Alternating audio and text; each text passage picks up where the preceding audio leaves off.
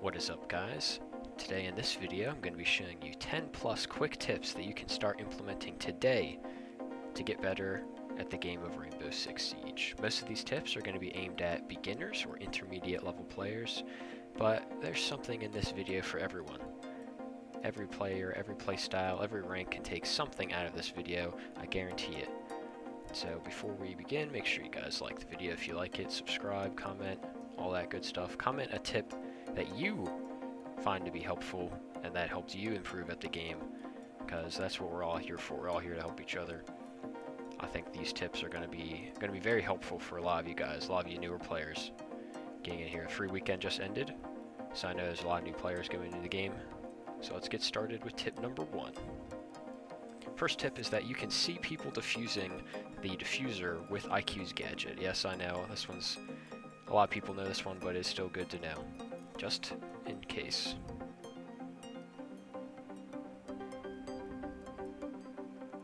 Alright, next tip, let's talk about droning. Here are a few droning tips.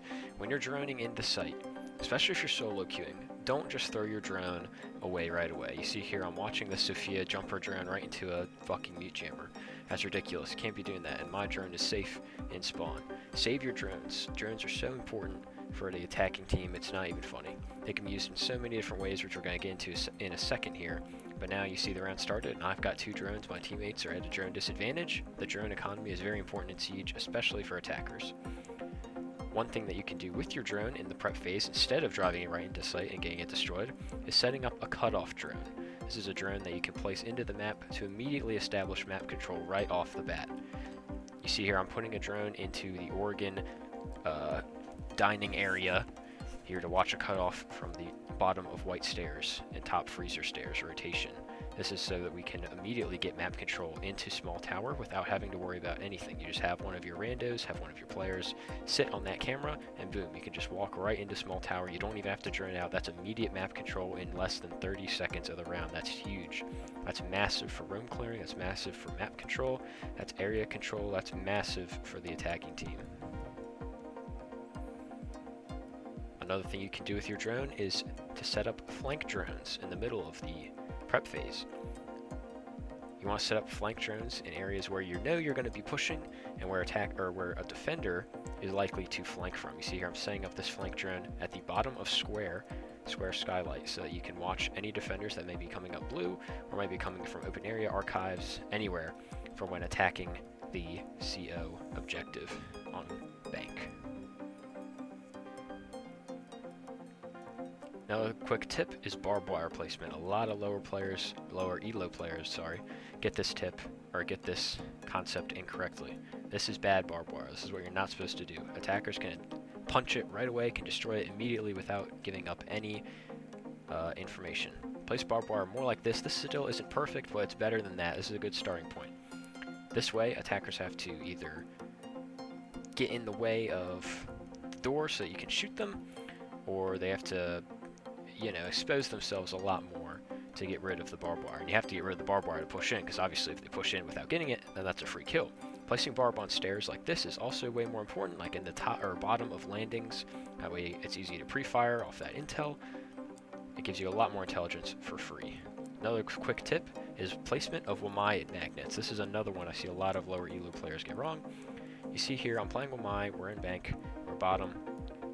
There's a lot of defender utility right here. There's an ADS placement right there. There's some barbed wire. There's a bandit magnet. And I've got a Wamai disc. Where am I going to put it? Well, if I put it anywhere there, it can get destroyed, and it will destroy the rest of the utility if an Ash Charge or a Zoe or a nade comes in. So you're going to put it a little bit farther away so it doesn't destroy any of your utility. Another quick tip is planting the diffuser on top of hard objects. I know this one may sound simple, but a lot of people don't get it right. If there's a defender left roaming somewhere and you don't have intel, just plant on something hard just in case, because you never know when a C4 is going to be prepped on any default spots, or if there's going to be a Pulse or Valkyrie below. You never know, especially if you're solo queuing and you don't have the intel. This is a very powerful tip that will win you more rounds.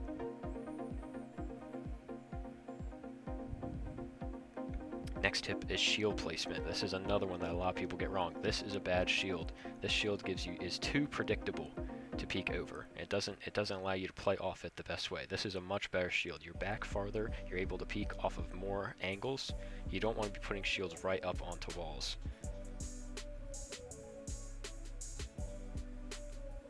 Another quick tip, smoke placement on attack.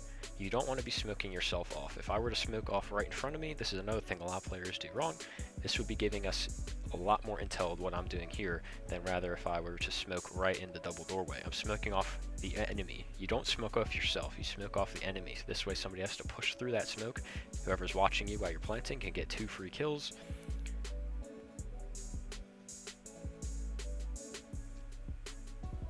Another quick thing is sledging. A lot of people sledge incorrectly. Well, you don't want it. This is an example of bad sledging.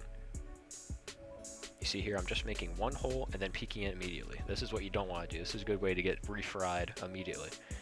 This is a good way to get C4'd right off the bat. What you want to do instead is this. You want to be walking around, you want to make a bunch of a bunch of sledge holes before you start peeking them. Putting them in spots where you know people are going to be. I'm making a sledge hole over pipes. I'm making one over back of white. I'm making one for the rotate. You want to be making all these pressure points so you can lure defenders out of their comfort zone and catch them rotating elsewhere. And that's where you start to play vertical in this sense. Another quick tip, gridlock track stingers actually mask the sound of planting. This is one that people don't like to recognize gridlock for. But if you clear an objective like I'm doing here, and I want to go for a plant, but I know that defenders are nearby, just throw your track stingers down. It masks the sound of the plant. I'm planting safely.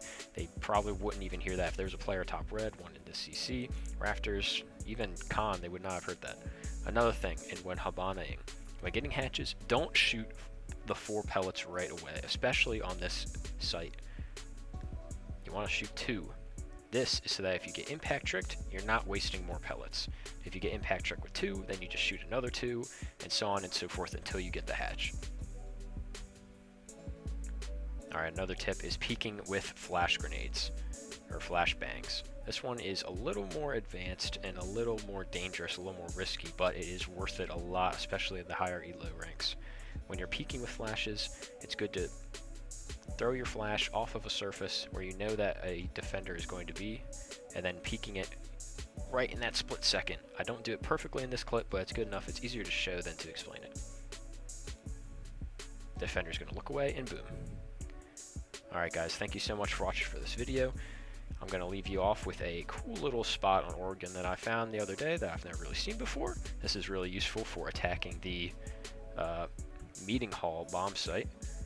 This gets rid of that one of those split walls, and it lets you watch the rotate from up top. It's a pretty safe position, pretty tame. It also lets you watch Z hall flanks and split as well. Thank you guys so much for watching the video. See you all around.